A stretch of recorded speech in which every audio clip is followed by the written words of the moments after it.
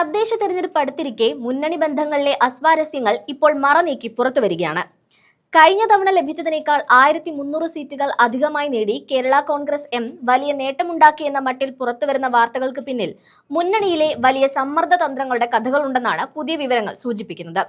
യഥാർത്ഥത്തിൽ കേരള കോൺഗ്രസ് എമ്മിന് അധികമായി നൽകിയ ഈ സീറ്റുകൾ മുന്നണിയിലെ രണ്ടാമത്തെ കക്ഷിയായ CPI ഉൾപ്പെടെയുള്ള ഘടകകക്ഷികളുടെ കടുത്ത അതൃപ്തിക്ക് വഴിവെച്ചിരിക്കുകയാണ്. CPIക്ക് അർഹമായ സീറ്റുകൾ വെട്ടിക്കുറച്ചാണ് കോൺഗ്രസ് എമ്മിന് ഇത്രയും വലിയ നേട്ടം സമ്മാനിച്ചിരിക്കുന്നത് എന്നാണ് പറയപ്പെടുന്നത്. കഴിഞ്ഞ തദ്ദേശ തെരഞ്ഞെടുപ്പിൽ ഏകദേശം 950 സീറ്റുകളിലാണ് കോൺഗ്രസ് എം മത്സരിച്ചിരുന്നത്. എന്നാൽ ഇത്തവണ 1300 സീറ്റുകളിൽ മത്സരിക്കാൻ ധാരണയായതായി പുറത്തുവരുന്ന വിവരങ്ങൾ സൂചിപ്പിക്കുന്നു. 225 ബ്ലോക്ക് ഡിവിഷനുകളിലും 451 ഗ്രാമപഞ്ചായത്ത് ഡിവിഷനുകളിലും കൂടാതെ കോട്ടയം ജില്ലാ പഞ്ചായത്തിലെ വലിയ പങ്കാളിത്തവും കോൺഗ്രസ് എമ്മിന് ഉറപ്പാക്കിയിട്ടുണ്ട്. എന്നാൽ ഈ അധിക സീറ്റുകൾ വന്നത് LDFിലെ മറ്റ് പാർട്ടികളുടെ വിഹിതത്തിൽ നിന്നാണ്. പ്രത്യേകിച്ച് CPI പോലുള്ള പ്രമുഖ കക്ഷികൾക്ക് അവരുടെ സ്വാധീന മേഖലകളിൽ പോലും സീറ്റുകൾ കുറയ്ക്കേണ്ടി വന്ന സാഹചര്യം മുന്നണിയിൽ വലിയ പൊട്ടിത്തെറിക്കുള്ള സാധ്യത ഒരുക്കി.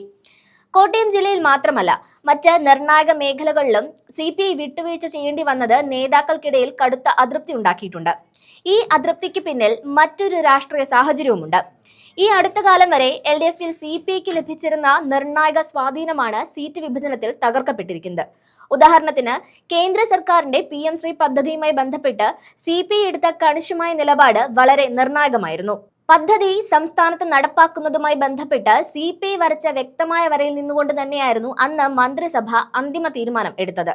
ഈ നിലപാട് വരാനിരിക്കുന്ന തെരഞ്ഞെടുപ്പുകളിൽ മുന്നണിക്ക് ഗുണകരമാവുമെന്നും തങ്ങളുടെ നിലപാടുകൾക്ക് മുന്നണിയിൽ വേണ്ടത്ര പ്രാധാന്യം ലഭിക്കുമെന്നും CPI വിശ്വസിച്ചിരുന്നു.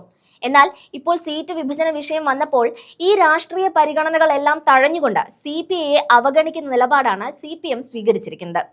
തങ്ങൾ മുന്നണിയിൽ വെറും അഡ്ജസ്റ്റ്മെന്റ് പാർട്ടിയായി മാറുകയാണോ എന്ന സംശയമാണ് CPI നേതാക്കൾ പങ്കുവെക്കുന്നത്. CPIയുടെ ഈ രാഷ്ട്രീയ അവഗണനകൾക്കിടയിലും കേരള കോൺഗ്രസ് എമ്മിന് ഇത്രയും അധിക സീറ്റുകൾ വാരിക്കൂരി നൽകാനുള്ള കാരണം മറ്റൊന്നായിരുന്നില്ല. തെരഞ്ഞെടുപ്പ് മുന്നിൽ കണ്ട് കോൺഗ്രസ് എം LDFിന് മേൽ ചെലുത്തിയ കടുത്ത സമ്മർദ്ദമാണ് ഇതിന് പിന്നിൽ. തങ്ങൾക്ക് അർഹമായ സീറ്റുകൾ ലഭിച്ചില്ലെങ്കിൽ മുന്നണിയിൽ തുടരുന്ന കാര്യത്തിൽ പുനരാലോചന വേണ്ടിവരുമെന്ന ശക്തമായ ഭീഷണി കോൺഗ്രസ് എം നേതൃത്വം CPM സംസ്ഥാന നേതൃത്വത്തെ അറിയിച്ചതായാണ് വിശ്വസനീയ കേന്ദ്രങ്ങൾ സൂചിപ്പിക്കുന്നത്. ലോക്സഭാ തെരഞ്ഞെടുപ്പിൽ LDFിനുണ്ടായ തിരിച്ചടിക്ക് ശേഷം ഒരു ഘടകകക്ഷിയെ പോലും പിണക്കി മുന്നണി ദുർബലപ്പെടുത്താൻ CPMന് താല്പര്യമില്ലായിരുന്നു. പ്രത്യേകിച്ചും കോട്ടയം, ഇടുക്കി പോലുള്ള മധ്യ തിരുവിതാംകൂർ മേഖലകളിൽ കോൺഗ്രസ് എമ്മിന്റെ സ്വാധീനം മുന്നണിക്ക് നിർണായകമാണ്.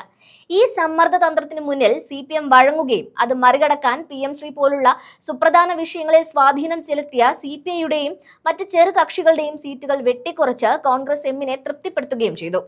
മുന്നണിയിലെ ഈ സീറ്റ് വിഭജനത്തിലെ നീതികേട് CPIയുടെ പ്രാദേശിക ഘടകങ്ങളിൽ വലിയ തോതിലുള്ള പ്രതിഷേധത്തിന് കാരണമായിട്ടുണ്ട്. പലയിടത്തും സ്ഥാനാർത്ഥികളെ നിർത്തുന്നതുമായി ബന്ധപ്പെട്ട് പ്രാദേശിക CPI-CPM നേതാക്കൾ തമ്മിൽ വാക്ക് തർക്കങ്ങളും കയ്യാങ്കളികളും പോലും അരങ്ങേറിയതായി റിപ്പോർട്ടുകളുണ്ട്. ചില സ്ഥലങ്ങളിൽ CPIയുടെ പ്രാദേശിക കമ്മിറ്റികൾ മുന്നണി തീരുമാനത്തെ തള്ളിപ്പറഞ്ഞുകൊണ്ട് സ്വന്തം സ്ഥാനാർത്ഥികളെ നിർത്തിയേക്കുമെന്നും സൂചനയുണ്ട്. കോൺഗ്രസ് എമ്മിനെ തൃപ്തിപ്പെടുത്താൻ വേണ്ടി മുന്നണിയിൽ തങ്ങളുടെ നിലനിൽപ്പ് പോലും ചോദ്യം ചെയ്യപ്പെടുന്നതിൽ CPIയുടെ സംസ്ഥാന നേതൃത്വവും അത്യധികം അസ്വസ്ഥരാണ്.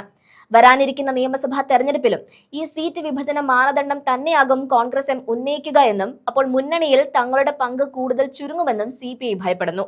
നിലവിൽ CPIയുടെ അതൃപ്തി ഒരു ആഭ്യന്തര വിഷയമായി ഒതുക്കി നിർത്താനാണ് CPM ശ്രമിക്കുന്നതെങ്കിലും ഈ അസ്വാരസ്യം തദ്ദേശ തെരഞ്ഞെടുപ്പിൽ LDFിന്റെ പ്രകടനത്തെ പ്രതികൂലമായി ബാധിക്കാനുള്ള എല്ലാ സാധ്യതകളുമുണ്ട്.